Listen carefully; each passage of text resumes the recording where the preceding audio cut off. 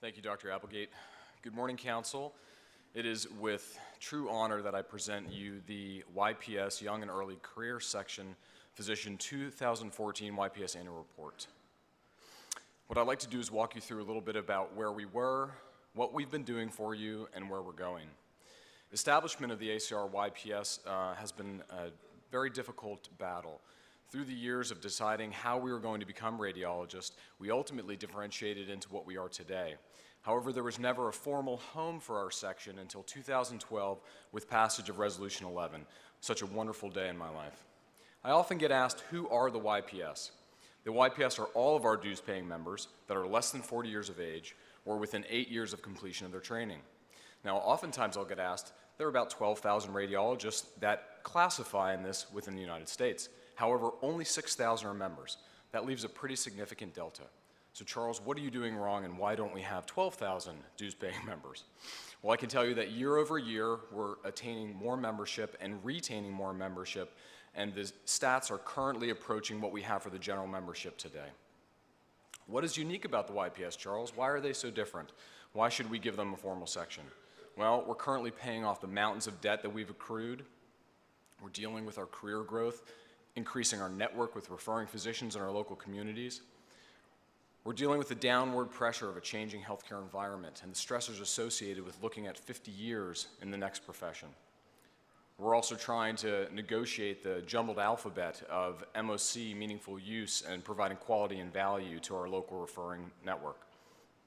And further, we're putting together a nest egg, and we're also dealing with something that is sometimes less predictable and more voluminous than CMS entirely, namely diapers. And not just one or two, but thousands of diapers. And I can tell you that if you're at a 7 a.m. meeting and you see a YPSer and they look a little tired, this is probably the reason why.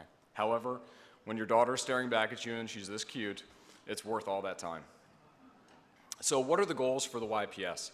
It's really to attract and retain members of the college in order to empower them within their own state societies, and this is specifically important. We want them to go home to their state society and become a productive member in order to ultimately facilitate their meaningful involvement within the ACR duties. The end result of that will be amplifying our voice of the young physicians throughout the ACR and fostering the development of leaders throughout the college. So what have we been doing?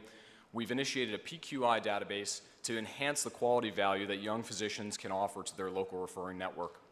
We've created a quarterly newsletter to increase communication, and that's already been effective as we've doubled the numbers that have shown up for this meeting as compared to last year.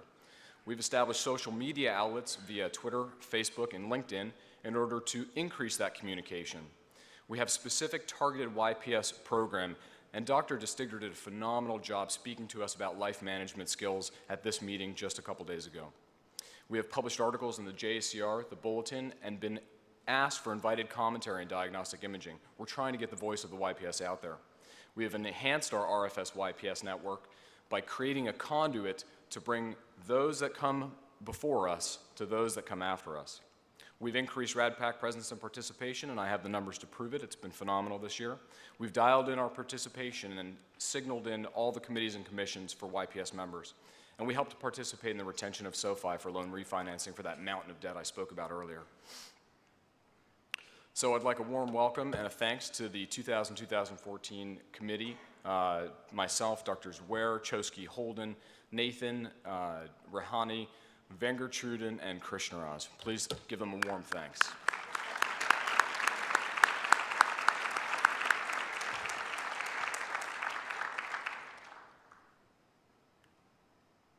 So in summary, we have enjoyed another successful year of growth, year number 2.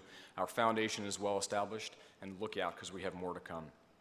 I would like to thank the Board of Chancellors and specifically Dr. Kushner for their support during this new inaugural phase of growing the section. I'd also like to thank my fellow Council Steering Committee members.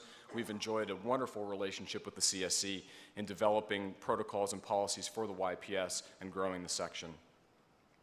I'd be remiss not to thank staff. Brad Short, Trina Madison, and Dan Green have been instrumental in helping myself and our executive committee over the past year.